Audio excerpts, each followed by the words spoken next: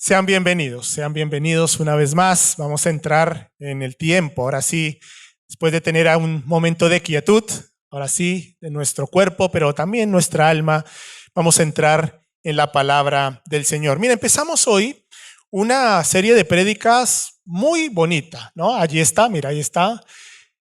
¿Quién es Jesús de Nazaret? Este es el título de esta serie de prédicas. Y yo me preguntaba, ¿cómo definiría esta pregunta? ¿Cuál sería mi respuesta de una manera corta, no? Así que seguramente tú también tienes tu propia definición de quién es Jesucristo para ti, para tu vida, para tu familia. ¿Qué ha hecho el Señor? Pero lo vamos a ver las múltiples respuestas que encontramos en la palabra del Señor a esta pregunta, ¿quién es Jesús de Nazaret? Esto me llevó inevitablemente a pensar, o trajo a mi memoria, las palabras de Natanael. ¿Se acuerdan? Cuando Felipe le habla de Jesús de Nazaret, y Natanael le dice, ¿Nazaret? ¿Acaso de allí puede salir algo bueno? No. Nazaret, de este Jesús, estaremos viendo a la luz del Evangelio de Juan. En una serie de si no recuerdo mal, siete prédicas, vamos a estar viendo definiciones que en el Evangelio de Juan encontramos acerca de quién es Jesús de Nazaret. Así que quiero invitarte a que busques en tu Biblia Juan capítulo 1. Vamos a leer los primeros 18 versículos, ¿sí? Juan 1, versículos del 1 al 18. Y quiero invitarte que te pongas de pie. Vamos a leer junto la palabra del Señor y empezar este tiempo. ¿Sí? ¿Le tienen? Bueno, si no, también estará ahí en pantalla. Vamos a leer junto la palabra del Señor. En el principio era el Verbo, y el Verbo era Dios, y el Verbo era con Dios, y el Verbo era Dios. Este era en el principio con Dios. Todas las cosas por él fueron hechas, y sin él nada de lo que ha sido hecho fue hecho. En él estaba la vida, y la vida era la luz de los hombres. La luz en las tinieblas resplandece, y las tinieblas no prevalecieron contra ella. Hubo un hombre enviado de Dios, el cual se llama Juan. Este vino por testimonio, para que diese testimonio de la luz, a fin de que todos creyesen por él. No era él la luz, sino para que diese testimonio de la luz. Aquella luz verdadera que alumbra a todo hombre. Venía a este mundo. En el mundo estaba, y el mundo por él fue hecho, pero el mundo no le conoció. A lo suyo vino, y los suyos no le recibieron. Mas a todos los que le recibieron, a los que creen en su nombre, les dio potestad de ser hechos hijos de Dios, los cuales no son engendrados de sangre, ni de voluntad de carne, ni de voluntad de varón, sino de Dios. Y aquel Verbo fue hecho carne, y habitó entre nosotros, y vimos su gloria, gloria como del unigénito del Padre, lleno de gracia y de verdad. Juan dio testimonio de él y clamó diciendo, este es de quien yo decía, el que viene después de mí es antes de mí, porque era primero que yo. Porque de su plenitud tomamos todos, y gracia sobre gracia. Pues la ley por medio de Moisés fue dada, pero la gracia y la verdad vinieron por medio de Jesucristo. A Dios nadie le vio jamás. El Hijo unigénito, que está en el seno del Padre, Él le ha dado a conocer. Vamos a orar. Así es, amado Padre Celestial, Señor, gracias, Señor, por tener el privilegio de estar en esta mañana aquí juntos como familia para escuchar tu mensaje, para escucharte, para exaltarte, Señor. Toma el control de este tiempo. Espíritu Santo, muévete en medio de este lugar, en medio de cada hogar, de cada persona que nos está siguiendo a través de las redes, Señor Jesús. Muévete. Quita toda incomodidad, toda cosa que pueda perturbar, Señor, escuchar claramente tu voz. Danos quietud, Señor. Abre nuestros oídos, nuestros ojos espirituales para escucharte en esta mañana. Una vez más, Señor, te ruego que sea tu Espíritu Santo hablando por medio de tu siervo, Señor. Lléname de tu Espíritu Santo, que cada pensamiento, que cada palabra que salga de mi boca venga de ti. Te adoramos, Señor. Toma el control una vez más de tu tiempo. En el nombre de Cristo Jesús. Amén y amén. Muy bien, pueden tomar asiento. Bien, decía al iniciar que el título de esta serie de prédicas es ¿Quién es Jesús de Nazaret? Y que lo estaremos viendo a lo largo del estudio del Evangelio de Juan, ¿no? El Evangelio que es también conocido, llamado como el Evangelio universal o el Evangelio espiritual. Así se conoce también el Evangelio de Juan. Porque Juan, a diferencia de los demás evangelios, está claro que si queremos conocer más de la vida de Jesús, ¿no? Bueno, la Biblia, en su contexto completo, está hablando de Jesús, ¿no? Jesucristo es el centro.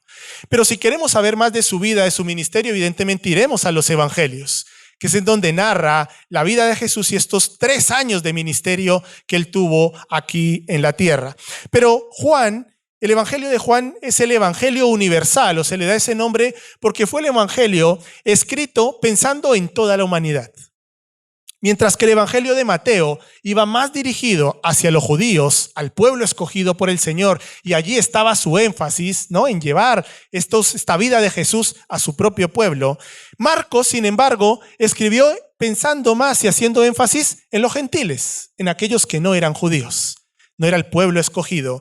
Y Lucas, ¿no?, el médico, ¿no?, se dice que escribió, era más una biografía de Jesús. Si queremos conocer más una biografía de Jesús, leemos el Evangelio de Lucas y allí encontramos más su biografía, pensando quizás, se dice, en las élites más intelectuales de la época, que eran las culturas griega y romana, ¿no? Pensó, escribió, quería llevar el mensaje quizá a las élites más intelectuales de la época, repito, como eran los griegos y los romanos. Sin embargo, repito, el Evangelio de Juan es el Evangelio universal, pensando en todos, en judíos y en no judíos, y de qué manera poder llevar el mensaje para que todos lo entendieran. Juan, sobra decir, que era uno de los discípulos más cercanos de Jesús, ¿no? Dentro de su círculo más íntimo, este era uno de los 3 de sus íntimos amigos de Jesucristo. Por tanto, Juan fue un testigo presencial, ¿no? Allí codo con codo, viviendo muchas situaciones con Jesús. Y nos presenta el Evangelio más bien de una manera temática de la vida de Jesús. Vemos allí, leemos el Evangelio de Juan con temas que tienen que ver todos relacionados evidentemente con Jesucristo. Juan empieza su carta, ¿no?, el Evangelio, con ese primer versículo que bien podríamos tomar una serie de prédicas para solo ese primer versículo. Dice, en el principio era el verbo, y el verbo era con Dios, y el verbo era Dios. Estas breves palabras han inspirado a muchos teólogos a escribir libros, a muchos músicos a componer e interpretar muchas canciones, y artistas a crear obras maestras. Pero también debería para nosotros significar este primer versículo, el estudio de este versículo, a comprender mucho más profundamente la vida de Jesucristo. Más allá de lo que lo conocemos a partir del Nuevo Testamento, cuando Él viene, se hace hombre, y lo que evidentemente ha significado para la humanidad, pero conocer más profundamente a Jesucristo en todo su contexto. Y dice Juan, desde el principio. Y en el principio, ¿a dónde nos lleva? Al inicio de todo. ¿Y dónde está el inicio de todo? En Génesis, ¿no? En la creación de Dios. Porque mira, en el principio es el título judío que se le da al nombre de Génesis. Génesis significa en el principio. ¿Y el libro de Génesis cómo empieza? En el principio, ¿no? En el principio, no se nos va a olvidar, ¿no? En el principio. Así empieza la palabra del Señor. Y así está empezando también Juan, ¿no?, el Evangelio. En el principio, dice la Biblia de las Américas, existía ¿qué? El verbo. Existía el verbo. Ahora bien, podemos pensar, muy bien, pero ¿qué quiere decir Juan con el verbo?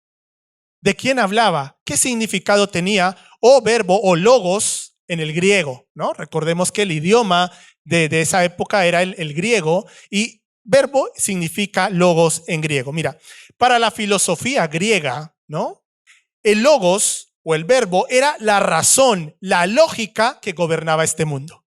Ellos entendían que había algo que gobernaba este mundo, ¿no? Había una esencia, una razón, algo que movía. Así que mientras que para el pensamiento hebreo el verbo era otra forma de dirigirse o de darle el nombre a Dios, ¿no? Esto a modo de introducción, de entender un poco lo que Juan quería transmitir. Así que Juan, guiado por el Espíritu Santo y queriendo llevar el mensaje a todo el universo, y entendiendo que la cultura predominante y el idioma predominante era el griego, quiere decir más o menos lo siguiente en este versículo. Vosotros creéis en logos, ¿no? En que hay una esencia, que hay una razón, que hay algo en el mundo. Muy bien, yo les digo que Jesús es ese logos. Y ese logos se hizo carne y vino a la tierra. William Barclay lo dice de esta manera: Jesús es la mente de Dios en forma humana. Jesús es la mente de Dios en forma humana. Encarnó la divinidad de Dios. Haciendo el paralelismo entre Génesis y Juan. Mira, ambos son relatos de creación. En Génesis, evidentemente, tenemos la creación del mundo y también la creación del hombre, de la persona. En Juan, también estamos viendo la creación a través de Jesucristo, una nueva vida, una nueva oportunidad. Ya no solo pasajera en este mundo como fue la creación inicial en Génesis, sino que ahora a través de Jesucristo tenemos vida, pero tenemos vida eterna. No solo pasajera en esta tierra, sino que tenemos vida. Ambos, Génesis y Juan, nos están hablando de vida. Ambos nos hablan de oscuridad y de cómo la luz que vino por medio del verbo de Dios vino para penetrar y para derrotar las tinieblas. Si volvemos a los primeros versículos de Génesis, dice allí la palabra que todo era caos, que todo era oscuridad y que Dios separó, ¿no?, los cielos y la tierra. Y el Señor se movía allí por encima de las aguas, pero todo era un caos, tiniebla y descontrol. Así que la primera obra creadora del Señor, ¿cuál fue? La luz. ¿Para qué? Para vencer, ¿no?, prevalecer sobre las tinieblas. Aquí en Juan nos está hablando de lo mismo. Dice Juan, lo veremos un poquito más adelante, que Jesús es la luz de los hombres. Y Jesucristo vino para a través de su luz vencer a las tinieblas de este mundo. Un paralelismo, ¿no?, entre Génesis y Juan. En Génesis, Dios habla y su palabra le da vida al hombre. En el prólogo, en Juan, el verbo de Dios le da vida eterna a la humanidad. ¿Se entiende? ¿No? Jesucristo, el verbo encarnado, nos da vida, pero no una vida pasajera, sino una vida eterna. Por tanto, la descripción en el Evangelio de Juan de el verbo claramente se refiere a Jesucristo. Lo veremos ahora de una manera más clara en el versículo 14, un versículo clave. Y este verbo que estuvo desde el principio, dice Juan, era un ser humano que Juan conocía bien, que Juan amaba, pero que a la vez era el creador del mundo, era la suprema revelación de Dios, era la imagen viviente de la sanidad de Dios. ¿Se comprende? O sea, para Juan, Jesús era su íntimo, su amigo, su amado. Pero Juan no olvidaba también que Jesucristo era el creador de la vida, que había estado desde el inicio y que era la luz de los hombres. ¿Sí? ¿Estamos? ¿Sí? Para Juan, este era el entendimiento del verbo, el evangelio, las buenas nuevas de Jesucristo para toda la humanidad. Y Juan quería expresar que ese verbo, que Jesucristo había venido para salvar a toda la humanidad. Ya no solo para los judíos, ya no solo para el pueblo escogido, sino que ahora el evangelio se había abierto para toda la humanidad. Dice el versículo 3, todas las cosas por él fueron hechas, fue parte de la creación. Y sin él nada de lo que ha sido hecho fue hecho. Dice la Biblia de las Américas, en el principio existía el verbo. O sea, en el principio, desde la creación, ya existía Jesucristo. Y el verbo estaba con Dios. Fue parte de la creación. Por eso dice allí, todas las cosas en él fueron hechas. Y esto, permítame, nos lleva a reflexionar en cuanto a quiénes somos nosotros delante del Señor. Mira, somos creados. Por tanto, no hay ninguna razón, ningún motivo por el cual enorgullecernos de nosotros mismos, porque somos criaturas de Dios. No hay lugar para el ego, no hay lugar para la vanagloria, porque todo lo que tenemos, aún nuestros dones, nuestro talento, lo que el Señor nos ha dado, si tienes un buen trabajo, no es por tu esfuerzo. Bueno, tiene que ver también con tu esfuerzo, pero es el Señor que te da el conocimiento, la fuerza para solventar, de resolver, poner en práctica aquellos dones y aquellos talentos. Pero todo proviene de Dios, nuestro Creador. Más bien nuestra actitud debe ser completamente contraria, y el evangelio es eso, es humildad. Es ponernos por debajo, es considerar al prójimo mejor que nosotros. Simplemente porque somos creados y porque el Señor es nuestro creador. Todo lo que somos o lo que tenemos proviene de Él. Por tanto, tú y yo somos especiales con Dios.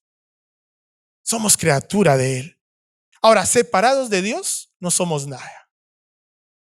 Por mucha vanagloria, por mucho ego, por mucho que tengamos, por muy buen trabajo que tengamos, una buena economía, no seremos nada, porque al final dice la palabra que estas cosas se envanecen, se desaparecen. Con Dios tenemos un propósito en esta vida. Alejados de Dios, lo que estamos haciendo es abandonando el propósito con el cual el Señor nos creó. Por tanto, queridos hermanos, debemos dar gracias al Señor por lo que nos da, por lo que somos, por nuestros dones, nuestros talentos, por cada cosa que tenemos, porque todo proviene de Él, nuestro Creador. Ahora, este verbo, Jesucristo, hecho carne, dice el versículo 4 y 5, en Él estaba la vida, y la vida era la luz de los hombres. La luz en las tinieblas resplandece, y las tinieblas no prevalecieron contra ella. No voy a profundizar aquí mucho más. Hemos hablado de la luz en Génesis y cómo vino a contrarrestar, ¿no?, las tinieblas. Como Jesucristo también es la luz de los hombres, que vino para darnos vida, para darnos guía y poder solventar el mundo de tinieblas también en el que vivimos. Jesucristo es el creador de la vida y su vida ofrece luz a la humanidad. Ofrece luz a la humanidad, nos da luz. Es su luz, en su luz nos vemos tal y como somos. Pecadores, necesitados de un Salvador, ¿no? Necesitados de un Salvador. Mira, les ejemplifico esto de una manera muy práctica, creo que lo he hecho alguna otra vez. Más adelante, en los últimos versículos de este pasaje, nos habla de la ley y de la importancia de la ley. Pero en Jesucristo obtenemos la verdad y la gracia.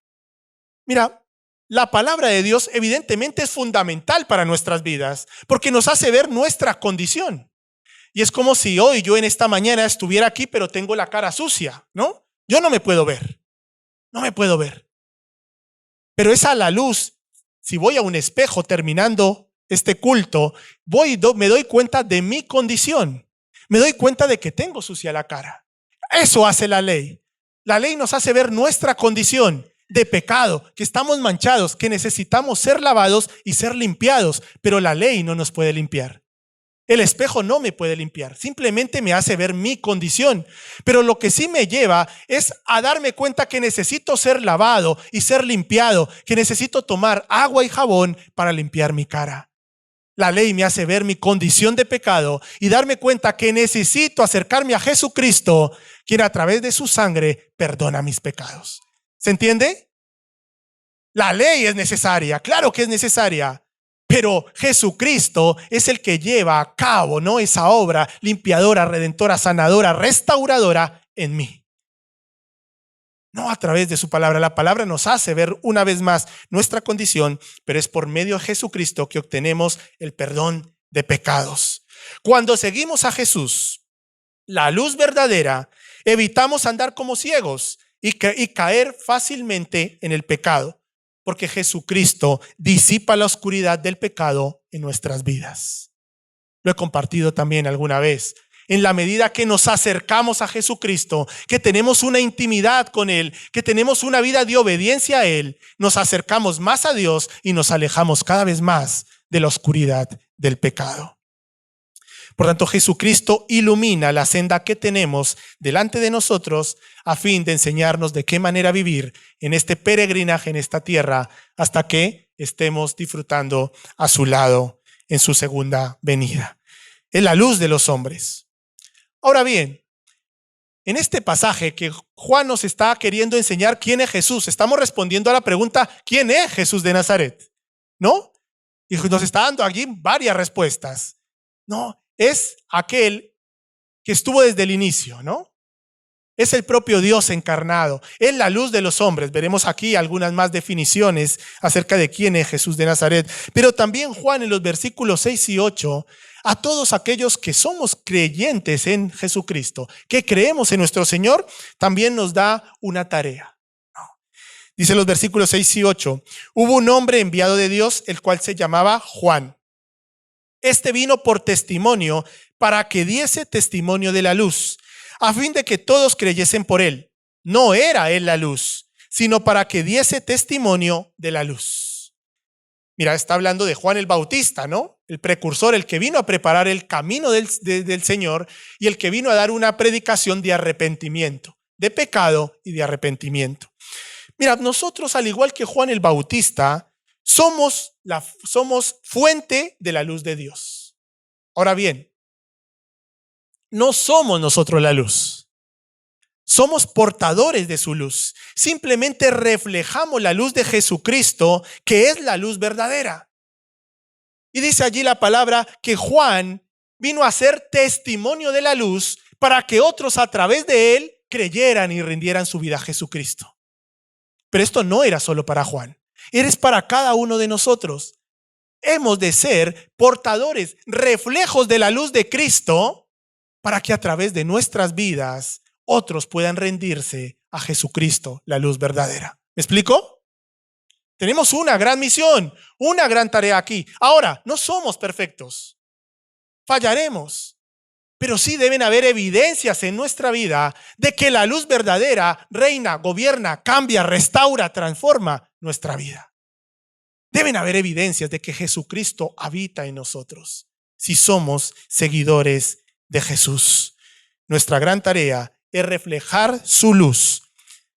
La palabra testimonio se refiere a nuestro papel de reflejar la luz de Cristo. ¿Han escuchado eso de hemos de ser testimonio? Pues testimonio es eso, es reflejar la luz de Cristo. Es reflejar que Cristo está restaurando, cambiando tu vida, entendiendo que Él es la luz verdadera. Ahora, aquella luz, dice el versículo 9, aquella luz verdadera que alumbra a todo hombre, vino a este mundo. Vino a este mundo. Nunca debemos presentarnos como la luz, sino indicar siempre a nuestros hermanos que miren a Jesucristo, la luz verdadera. Y esto parece muy obvio, ¿no? Esto ya lo sabemos, pero sin embargo caemos mucho en este error, en no fijarnos en Cristo, el único perfecto, nuestro gran ejemplo, sino que más bien muchas veces nosotros como cristianos nos fijamos más en mi líder, en mi pastor, en hombres. ¿Y sabes qué pasa con nuestro cristianismo? Que nos frustramos, nos desmayamos. Mi líder me falló, mi líder no me llama, mi pastor ha hecho esto, porque nos estamos fijando en hombres. Y nuestra mirada no debe estar en hombres, sino en Jesucristo, la luz verdadera. Todos los que estamos aquí estamos enfermos, por decirlo de alguna manera, y necesitamos al médico de médicos. No nos fijemos en el hombre, ni fijemos nuestra mirada en Jesucristo. Y evidentemente el Señor levanta a líderes, pastores para ayudarnos, pero fallaremos. Vamos a fallar, porque somos imperfectos. Vamos a defraudarles muchas veces. Quizá más que otros hermanos, porque somos humanos. Pero nuestra mirada no debe estar en el hombre, repito, sino que nuestra mirada debe estar en la luz verdadera, en el Verbo hecho carne, en aquel que habitó con Dios y que ahora habita en cada uno de nuestros corazones. Queridos hermanos, si nosotros estamos siguiendo a hombres, el cristiano queda aparte. Porque ser cristiano es ser seguidor ¿de quién? De Cristo. No de ningún pastor, no de ningún líder, no de ningún discípulo, incluso ni siquiera de seguidores de los amigos de Jesús, ¿no? Porque los amigos, los discípulos siempre a través de sus evangelios nos llevan a rendirnos a Jesucristo. Fijemos nuestra mirada en la luz verdadera. Porque cuando la fijamos en hombres y nos defraudamos, empieza a entrar en nosotros un espíritu de crítica, de murmuración, de desánimo. Pues repito, porque somos imperfectos. Fíjate en Jesucristo, el único perfecto, el maestro perfecto, el ejemplo perfecto, el sacrificio perfecto, la luz de los hombres, el verbo hecho carne. Es el mismo Dios habitando en cada uno de nosotros. Ahora bien, dice la palabra que este mismo Jesucristo vino al mundo, vino a este mundo, creó este mundo, dice el versículo 10, en el mundo estaba y el mundo por él fue hecho, pero el mundo no le conoció. A lo suyo vino y los suyos no le recibieron, ¿no? Tremendo. Pero es así. Fue lo que pasó con Jesucristo. El mundo por el cual Él creó, porque lo estamos viendo aquí a través de su palabra, lo rechazó. No le reconocieron. Y eso sigue sucediendo hoy en día también, ¿no? Tantas evidencias tenemos del poder, de la magnitud, de los milagros que hace Jesucristo en nuestra propia vida, pero muchos le rechazan y no lo reciben. Jesucristo, Dios, a lo largo de la historia, siempre ha buscado la iniciativa de tener una relación con Dios. Lo hizo en el Antiguo Testamento a través de hombres, a través de los profetas, quienes recibían el mensaje de Dios y lo transmitían a su pueblo. Siempre han escuchado de Dios, pero aún así, continuamente su pueblo le rechazaba. A Jesucristo le rechazaron, fueron ellos propios los que lo llevaron ante la cruz del Calvario. Sin embargo, este evangelio hoy en día fue abierto, gracias a Dios, ¿no? Que ya no fue solo para ese pueblo escogido, solo para los judíos, sino que las buenas noticias se llevaron a todo el mundo. El evangelio universal que Juan nos está aquí transmitiendo. Y gracias a eso tenemos el privilegio de disfrutar lo que el versículo 12 nos dice. Mas a todos los que le recibieron, a los que creen en su nombre, les dio potestad de ser hechos hijos de Dios. Versículo 13, los cuales no son engendrados de sangre, ni de voluntad de carne, ni de voluntad de varón, sino de Dios. A Dios. Dios nos dio la oportunidad, nos abrió las puertas de a través de creer en Él, de poder ser parte de la familia de la fe. Hijos de Dios. Aquel verbo, dice el versículo 14, ¿no? Vamos haciendo un repaso allí muy general, muy por encima de lo que dice este pasaje, los primeros 18 versículos de este primer capítulo. Dice, y aquel verbo fue hecho carne y habitó entre nosotros y vimos su gloria, gloria como del unigénito del Padre, lleno de gracia y de verdad. El verbo fue hecho carne, el verbo divino, Jesucristo. Mira, en Mateo 1, 22 y 23 dice, he aquí, la Virgen concebirá y dará a luz un hijo y le pondrá por nombre Emmanuel, que significa Dios con nosotros. Dios con nosotros, el verbo hecho carne. Jesucristo, nuestro Señor, el propio Dios, ahora reinando, viviendo, habitando en cada uno de nuestros corazones, si le hemos abierto las puertas de nuestra vida a Él. Repito, Cristo vino a ser el Maestro perfecto. El Maestro perfecto. En la vida de Jesús podemos ver cómo piensa y cómo actúa Dios. Y por tanto, cómo deberíamos actuar y pensar cada uno de nosotros. El Maestro perfecto. Pero también es el ejemplo perfecto. Él es el modelo de lo que debemos ser. Nos muestra cómo vivir, cómo debemos proceder en diferentes circunstancias de la vida y nos da el poder para vivir de esta manera. Así lo dice Primera de Pedro 2:11. ¿No? Jesucristo es nuestro ejemplo. En Él podemos ver reflejado, ¿no?, de qué manera debemos actuar como seguidores suyos. Hay un libro que hace unos años atrás enseñamos en el grupo Filoi, no recuerdo el nombre, pero cada uno de los temas era cómo actuaría Jesús en la escuela, cómo actuaría Jesús con mis padres, cómo actuaría Jesús en mi casa, ¿no? y te llevaba, ¿no?, a enseñar a nuestros preadolescentes a que Jesús era un ejemplo para ayudarnos a solventar las diferentes circunstancias que nos ayudan en la vida o que nos pasan en la vida. Y a mí eso me ha ayudado mucho, ese librito. Porque cada vez que tengo que tomar una decisión o estoy en algún momento importante de mi vida, siempre me pregunto, ¿qué haría Jesús? ¿Qué haría Jesús? Y eso me lleva a tomar un tiempo de quietud, de oración y buscar y preguntarme, Señor, enséñame, ¿qué harías tú? ¿Qué debo hacer yo también? Y eso deberíamos hacerlo también nosotros dentro de, a veces el bullicio, el estrés que tenemos, parar un poquillo y preguntar, ¿qué haría Jesús en esta situación? Nuestro ejemplo perfecto, nuestro maestro perfecto. Querido hermano, el Verbo hecho carne fue y es nuestro sacrificio perfecto. El Cordero Santo. Ya no necesitamos ningún tipo de sacrificio como el Antiguo Testamento, ¿no?, para que nuestros pecados fueran perdonados. Él vino sin mancha, sin pecado, hombre impoluto, para dar su vida por cada uno de nosotros y que ya no necesitemos de ningún otro sacrificio. Él es, ha sido y será el sacrificio perfecto para nuestras vidas. Jesús vino como un sacrificio por todos los pecados y su muerte satisface las demandas de Dios para la cancelación del pecado. Esto lo encontramos allí en Colosenses 1:15 hasta el versículo 23, ¿no? Aquel acta, aquel decreto que estaba en contra de nosotros, Él lo tomó, lo clavó en su cruz, lo exhibió públicamente, dice la palabra, y venció a Satanás. Venció a las tinieblas. ¿Para qué? Para hacernos libres, limpios de todo pecado. Cuando nació Jesús, repito, Dios se hizo hombre. Dice el versículo 18, el último versículo de este pasaje que leímos, a Dios nadie lo vio jamás.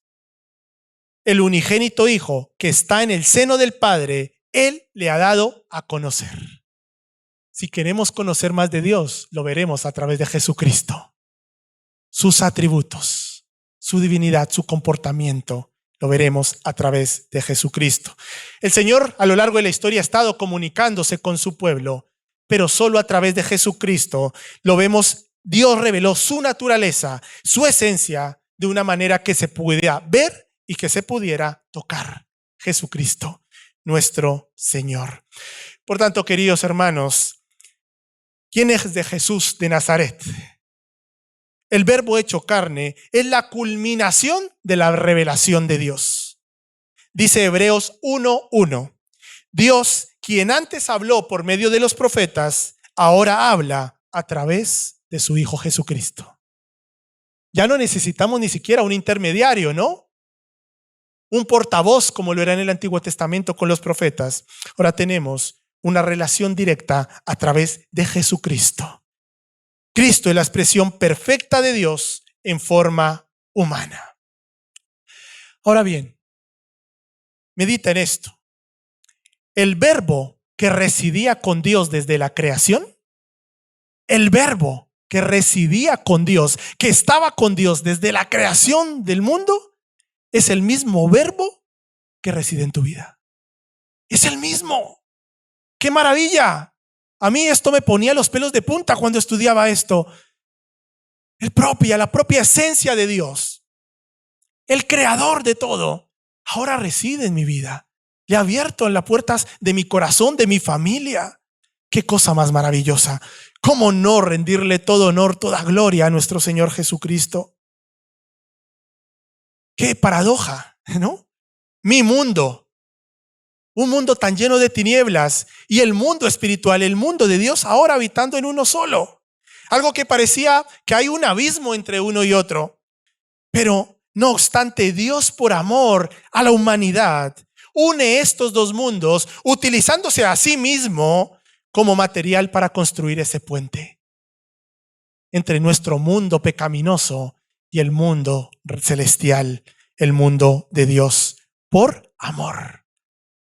Ese es el Verbo hecho carne, aquel que vino para hacer un puente entre el hombre y Dios, sin necesidad de tener ya que hacer ningún tipo de sacrificio, ni ningún portavoz para tener una relación cercana con nuestro Creador.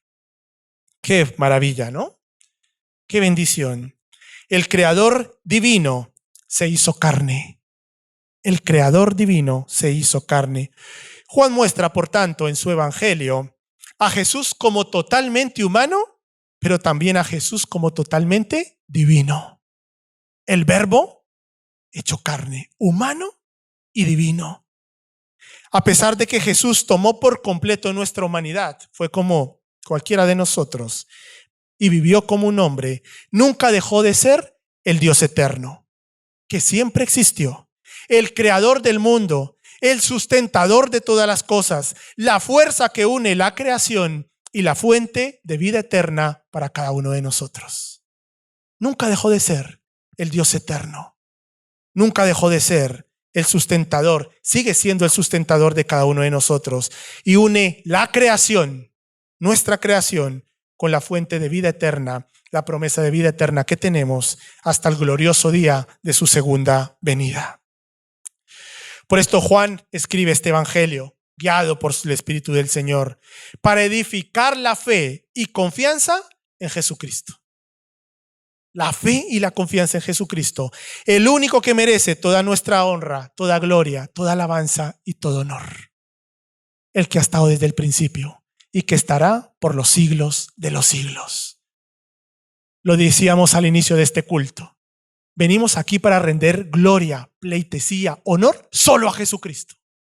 No hay lugar para vanagloria de hombres, porque Jesucristo debe ser el centro de nuestra iglesia, de nuestro culto, de nuestra reunión, de nuestro día a día. Somos sus criaturas. Hemos sido creados por Él. Y hemos sido creados con el único propósito de exaltarle, de alabarle, de buscar el propósito por el cual Él nos ha creado en este peregrinaje, repito, que es pasajero en esta tierra. Jesucristo, nuestro Señor, el Verbo divino hecho carne. Acompáñame, vamos a orar, darle gracias al Señor por esta palabra.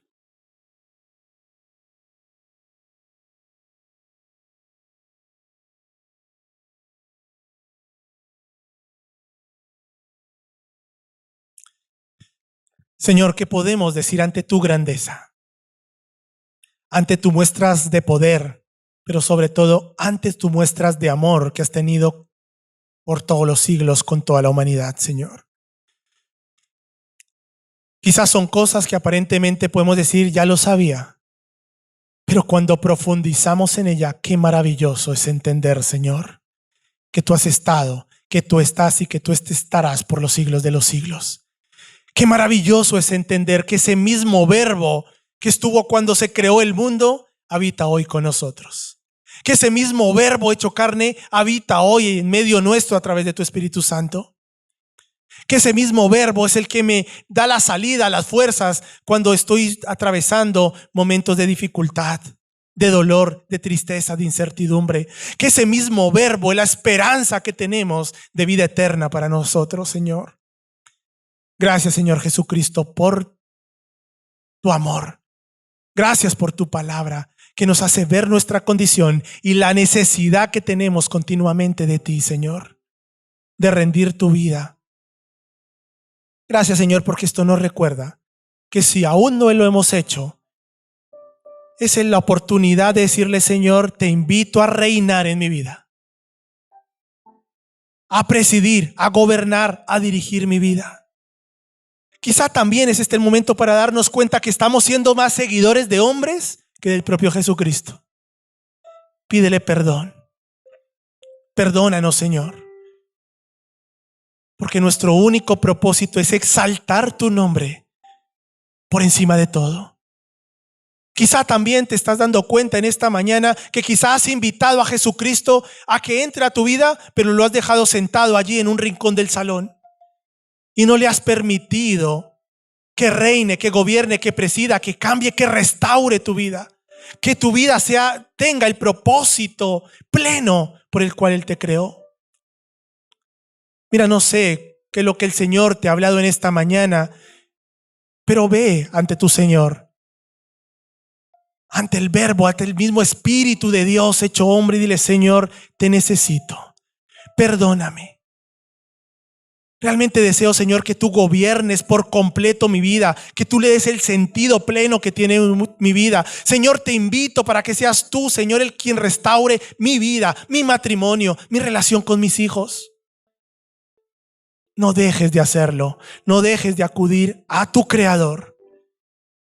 No dejes de abrirle las puertas de tu casa, de tu corazón, de par en par. Y allí obtendrás esa paz. Allí obtendrás la salida, allí obtendrás la respuesta, allí obtendrás a través de Jesucristo la restauración, la sanidad de muchas áreas de tu vida. Que Jesucristo sea exaltado en tu vida. Que este verbo sea una realidad y de esta manera tú puedas ser luz para que a través de ella muchos lleguen a rendirse a los pies de nuestro Creador. Señor, ayúdanos a hacer como dice tu palabra en Hechos capítulo 2, el evangelio andante. Que seamos reflejo de la obra maravillosa que tú estás haciendo en cada uno de nosotros. Bendito eres, toda la honra, toda la gloria, todo el honor sea solo a ti, Señor Jesús.